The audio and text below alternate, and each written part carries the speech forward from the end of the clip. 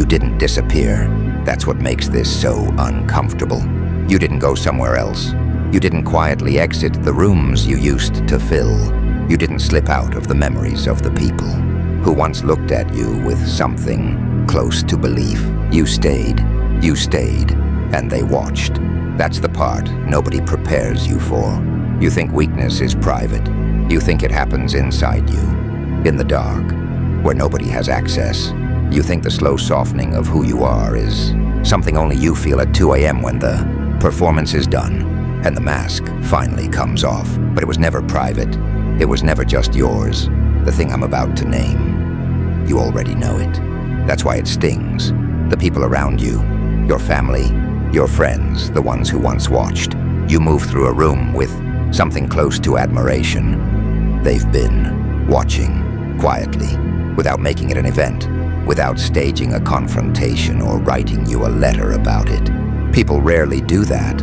They just quietly adjust. They revise their expectations of you downward, slowly, without ceremony. The way you adjust the thermostat when the temperature changes outside. They've been doing that with you, recalibrating, quietly replacing the version of you they once believed in with the version you've been delivering instead. And here's the part that cuts deepest. They didn't forget you. They remember exactly who you were. They remember the version of you that had gravity, that moved with some kind of quiet certainty, that said things and meant them, that took up space in a room not through volume but through the quality of presence that only comes from being someone who has done what it cost to be someone. They remember that version of you with uncomfortable precision, which is exactly why watching you become this is so much worse than if they'd simply forgotten. Let's talk about what weakness actually looks like. Not the dramatic kind, not the kind you can point to clearly and say, there, that man has obviously given up. That kind is easy to name, easy to distance yourself from, easy to say, that's not me, because the gap between you and that image is still wide enough to be comfortable. I'm talking about the other kind, the kind that moves like fog, slow, invisible until it's everywhere. Stay with me, because this next part is the one that will hurt. It looks like the conversation you didn't have because you decided it wasn't worth the conflict. It looks like the decision you delayed, again, because the conditions still weren't quite right, because timing matters, because you want to be sure, because you'll know when you're ready. It looks like the way you nod along when someone says something you completely disagree with, because disagreeing would cost energy, and something in you decided a while back that your energy is better conserved than spent. It looks like the goal's still sitting in your notes app, the one you've rewritten the deadline for 3 times now, the one that stopped being a goal a long time ago and became something else, a monument to the person you keep planning to become once everything lines up. That's what weakness looks like. Not a single collapse, a series of small, quiet, entirely justifiable surrenders. And each one, individually, feels reasonable. Feels like pragmatism. Feels like you're being intelligent about it. Choosing your battles, protecting yourself, playing the long game. That's not strategy. That's weakness with a vocabulary. This is where most people stop listening. Don't. You've been negotiating with yourself for so long, you've forgotten what it felt like to not negotiate, to simply decide and move without the internal committee, without the 12-step approval process that considers every angle and weighs every risk and ends reliably, with you doing nothing and calling it a considered choice.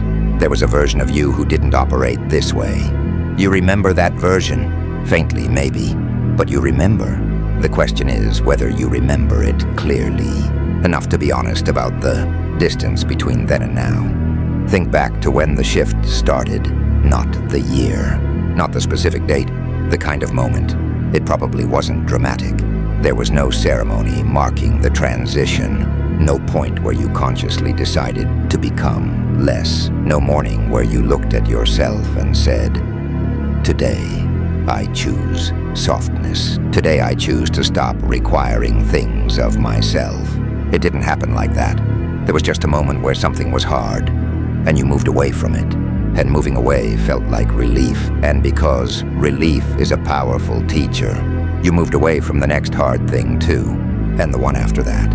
I need you to be honest with yourself for the next 30 seconds, because that is how it starts, not with a dramatic act of surrender, with a preference, the preference for the path that costs less in the moment.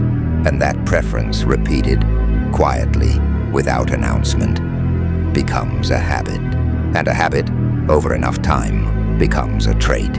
And a trait becomes what people experience when they experience you.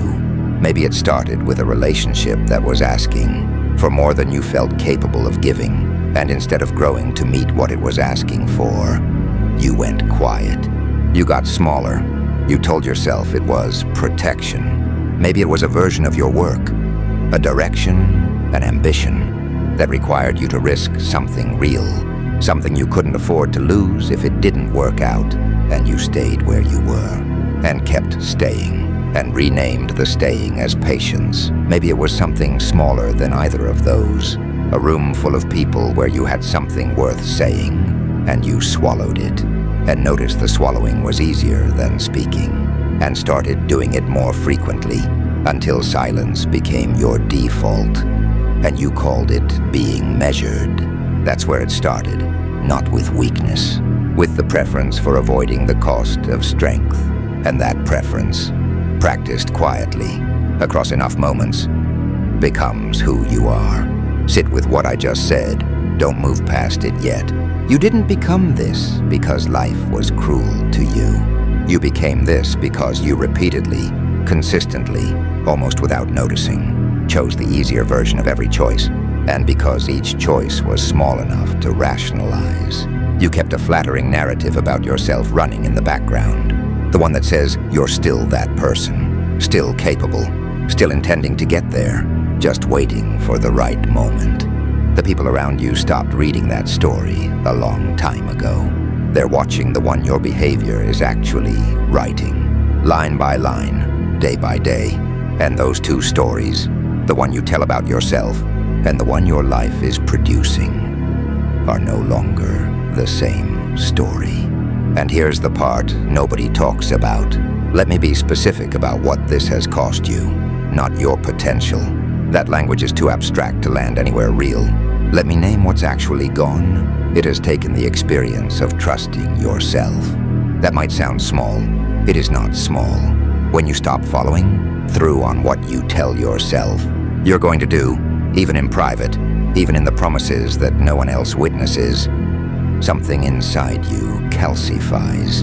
A gap opens between who you say you are and who your behavior is, demonstrating you to be. And you can feel that gap.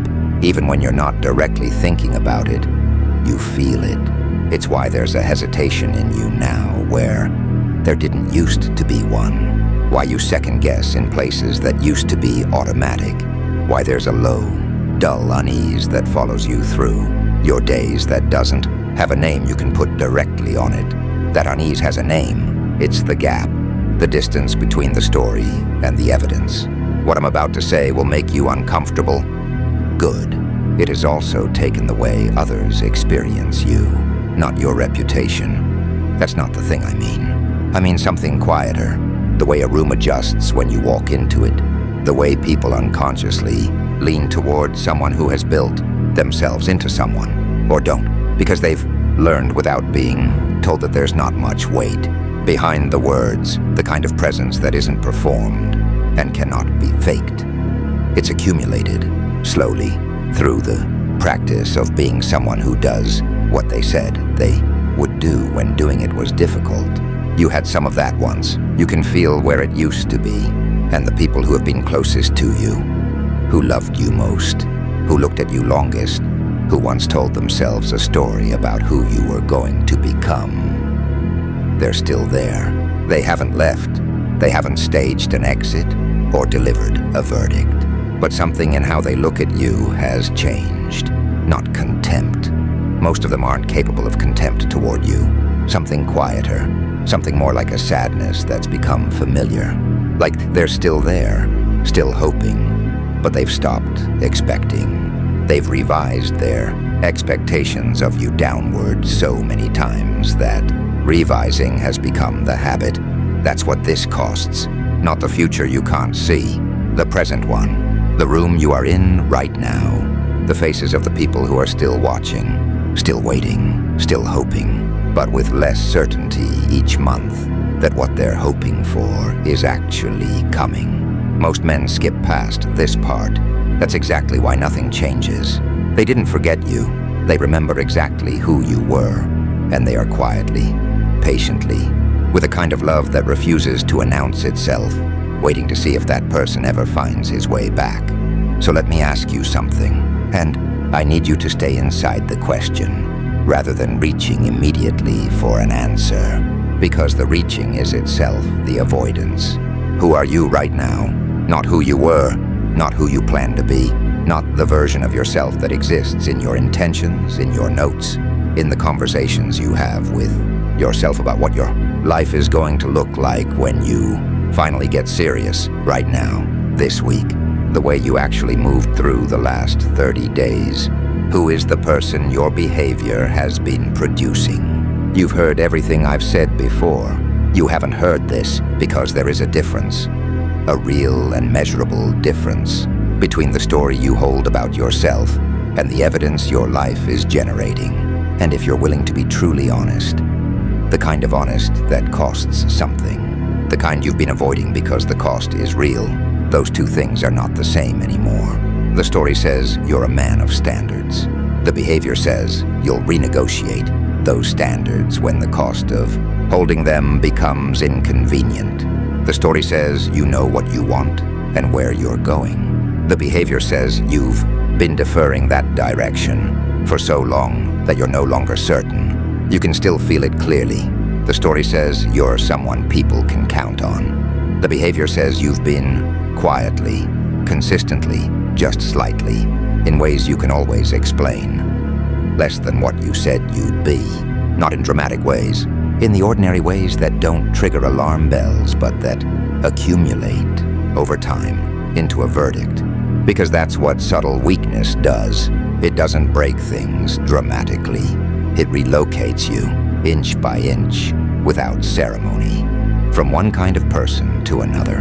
And because each inch is small and each move is justifiable, you never feel the full distance you've traveled until you stop long enough to look at where you are and trace back to where you started and face the distance between those 2 points, honestly.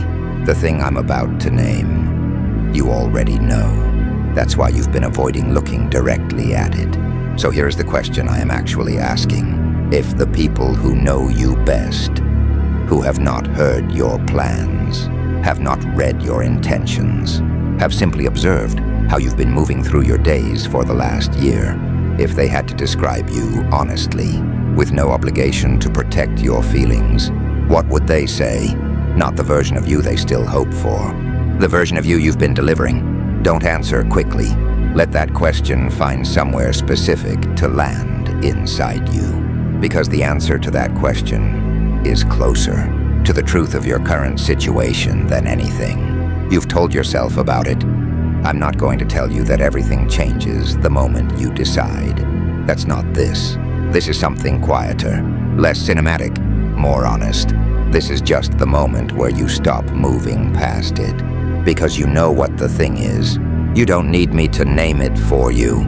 You know which specific thing it is that you've been orbiting without landing. The conversation you've been avoiding. The decision you've been deferring. The practice you've been planning to start. The discipline you keep promising yourself for next week. Next month when conditions improve. When you're more ready. You know. This is where most people close the video and feel something for 20 minutes and then return exactly to what they were doing. I'm asking you not to do that. The people in your life are still watching, not with judgment. Most of them with something quieter than that, with a kind of hope that has gone patient and careful and stopped announcing itself. The kind of hope that doesn't send you messages about it anymore. that just waits, that has been waiting long enough that the waiting itself has become familiar. They remember who you were, and somewhere underneath all the negotiation, underneath all the deferring, underneath the years of small surrenders that you individually justified but collectively never examined, somewhere in there, you remember too. The question is not whether you can get back to that version. The question is whether you're willing to pay what returning to it actually costs. Not in one dramatic public moment, not in a declaration that feels honest for a day and dissolves before the week is out, in the specific, ordinary moment that is coming for you, today, tomorrow. That one where you'll feel the familiar pull toward the easier version of the choice, where comfort will feel reasonable, where avoidance will wear the face of wisdom. That moment, not some future one, that exact one, and in that moment, there will be no one there to remind you. No voice, no video, no memory of anything you heard today, just you, and the version of yourself you keep saying you're going to become. And the choice, the same choice you've been making, quietly, in one direction for long enough now that the pattern has become a verdict. They didn't forget you. They remember exactly who you were. The only question left is whether you do.